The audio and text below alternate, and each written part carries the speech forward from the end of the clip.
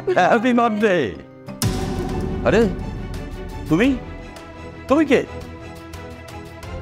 বাবা মা। আরে এই দিনটাই কি দেখা আমাদের জন্য বাকি ছিল নাকি?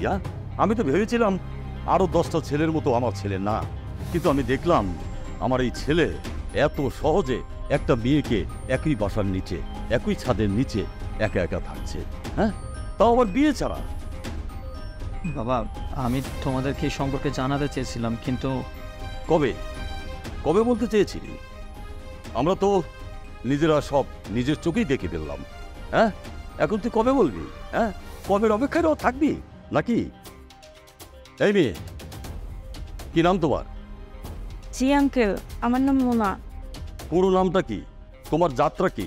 তোমার জাত আমাদের জাত না অন্য কোনো জাত? বাবা এতদিন পরে এসেছো, খামোখা ওর সাথে এরকম বিহেভিয়ার না করে আগে একটু বসো, মাথা ঠান্ডা হোক, তারপরে আমরা কথা বলে নিব না? আচ্ছা মোনা, তুমি এক কাজ করো না, তুমি চা নিয়ে এসো আমাদের জন্য। আচ্ছা ঠিক আছে, আমি এক্ষুনি আনছি।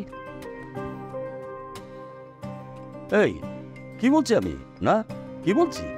তুই যে কোনো জাতের একটা মেয়েকে নিয়ে বাসায় থাকবি আর আমরা কিছুই বলবো না? তোর কি মাথা খারাপ হয়েছে? বাবা তোমরা একটু শান্ত হও না বাবা, বাসায় আসছো কতদিন পরে। আমি মানছি যে একটা জিনিস দেখে ফেলেছো, আমরা এটা নিয়ে কথা বলবো, কিন্তু এখন একটু এক্সেস হয়ে যাচ্ছে না? তোমরা যেভাবে রিয়্যাক্ট করতেছো, তোমরা আসলে যেভাবে বিষয়টা দেখছো, বিষয়টা এতটাও খারাপ না। আত্মীয় স্বজনকে কিভাবে মুখ দেখাবো, পাড়া প্রতিবেশীর কিভাবে মুখ দেখাবো, তুই কি একবারে চিন্তা করেছিস? তোর কাছে এইসব বিষয় কোনো ব্যাপারই না, আমরা এইসব বিষয়ে রিয়েক্ট করতেছি।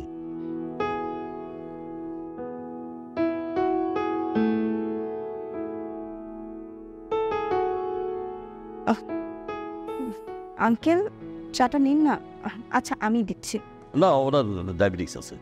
আমি জানি তো আন্টির ডায়াবেটিস, এজন্য ওনারটা একদম সুগার ফ্রি বানিয়েছি, আর আপনারটা মাত্র 2 চামচ চিনি দিয়েছি। আচ্ছা, কি করো তুমি? আঙ্কেল আমি একটা আইটি কোম্পানিতে ম্যানেজার হিসেবে আছি। বাবা মোনা আর আমি একই কোম্পানিতে জব করি। তোমার বাবা মা কি এসব কিছু জানে যে তুমি একটা ছেলের সাথে একা একা একই ছাদের নিচে থাকছো? জি আঙ্কেল জানে। জানে? ওরা এইসব জেনেও ওদের কোনো সমস্যা হচ্ছে না এইসব নিয়ে? না আঙ্কেল, ওদের কোনো সমস্যা নেই, কারণ ওদের আমার উপর পুরো বিশ্বাস আছে, আর ঈশাদকে ওরা অনেক পছন্দ করে। হ্যাঁ, পছন্দ হবে না?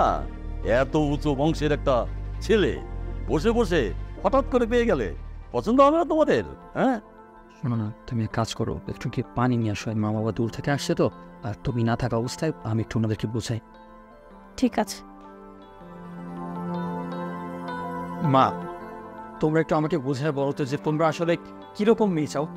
সেম জাতেরই, মানে জাতটাই কি দেখতে হবে, নাকি একটু নম্র ভদ্র, যার মধ্যে একটু গুণ আছে, যে একটু রান্না বান্না পারে, মানে অ্যাকচুয়ালি যে একটু সংসার নেই?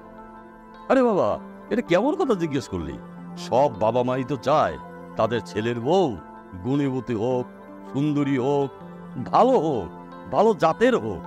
বাবা কিছু মনে করো না, বড় ফুপুর ছেলের যে বিয়ে হয়েছিল কোন জাতের সাথে হয়েছিল একটু বলবা? আমাদের জাতের মধ্যেই তো হয়েছিল। তা কেমন যাচ্ছে ওদের বিয়ের দিনকাল? এখন চুপ হয়ে গেল কেন বাবা? বলো যে বিয়ের পর ওদের দিনকাল কিরকম যাচ্ছে, ওরা কি সুখে আছে বলো তো? ওদের বিয়ের দিনকাল ভালো যাচ্ছে না, আর মেয়েটা তো একটা বেয়াদব, দিনরাত শুধু পার্টি করে বেড়ায়। বাবা ওদের তো ডিভোর্স হয়ে গেছে, তাই না? বাবা একটা জিনিস তুমি ভেবে দেখো, যে এরকম একটা মেয়ে যদি আমাদের সংসারেও আসে, সংসারটা জোড়া লাগানোর বদলে উল্টো যদি সংসারটা ভেঙে ফেলে, তোমাকে ডিসরেসপেক্ট করে, তখন তোমার কাছে কেমন লাগবে? আসলে বাবা সবসময় জাতপাত দেখলে না হয় না, প্রত্যেকটা মেয়ের মধ্যে কী রকম গুণবলী আছে, সেই মেয়েটা আসলে ভিতর থেকে কীরকম সেটা আমাদের জানাটা জরুরি। দেখো আমি চাই না যে তোমার মন মতো একটা মেয়েকে বিয়ে করি আর সে তোমাদের সংসারে সে তোমাদের সাথে বেয়াদবি করুক। আমি বলি কি বাবা, এই মেয়েটাকে আমি অনেক দিন যাবত চিনি, 3 থেকে 4 বছর হয়ে গিয়েছে, মেয়েটা অনেক ভালো। তুমি দেখো না, তোমাদের জন্য সামান্য একটা চা বানিয়ে নিয়ে আসবে, তোমাদের ব্যাপারে আগে থেকে সব কিছু জেনে রেখেছে যে তোমাদের সাথে কীরকম ব্যবহার করলে তোমরা আসলে ওর উপর খুশি হবে, সেজন্য তোমাদেরকে হাসি খুশি রাখার ব্যবস্থা করতেছে। হতে পারে ও একটু শর্ট ড্রেস পরে, কিন্তু বাবা তুমি যদি মেনে নাও, মা যদি ওকে বুঝিয়ে বলে, তো দেখবা যে ও ভালো ড্রেস পরবে, শালীনতা বজায় রাখবে, আর মোনার থেকে ভালো মেয়ে আমি কোনোদিন পাব না।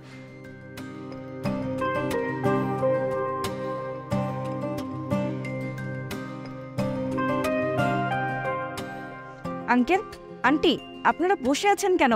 চাটা নিন, চাটা তো ঠান্ডা হয়ে যাচ্ছে। থ্যাংক ইউ মা। এই ভালো লেগেছে, চা খুব ভালো লেগেছে।